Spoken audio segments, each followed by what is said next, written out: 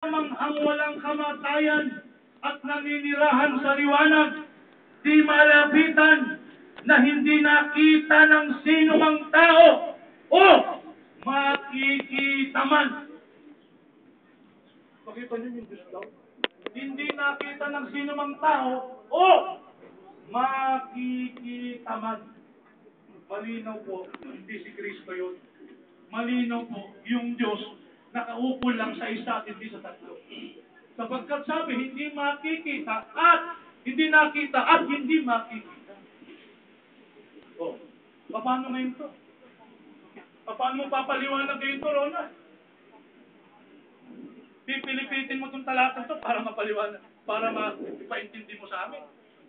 Yung tatlo, pipilitin mong isa. Papayag pa kayo, yung tatlo, magiging isa. Ha? Diba? Tatlo yan eh. Magkakaiba yan eh. Yung ama, hindi siya yung anak. Yung anak, hindi siya yung ama. Yung Espiritu Santo, hindi siya yung ama, hindi siya yung anak. Magkakaiba sila. Pag tinanong mo si Ronald, ilan silang Diyos, Ronald? Isa lang yan, para siya. Ha? Tignan natin mamaya, kapatid. Ilang oras lang, kapatid?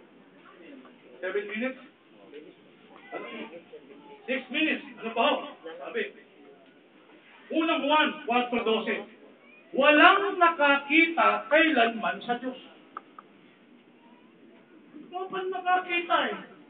At yung Diyos na yun, tumutukoy sa isang persona lang. Eh nakita si Kristo eh. Kahit na si Esteban at si Pablo, nakita si Kristo eh. Nasaan si Kristo? Nakatayo daw sa kanan ng Diyos. O, akala ko ba pag sinabing Diyos, composed of three? Bakit sinabi sa Acts? Nakatayo sa kanan ng Diyos. Diba?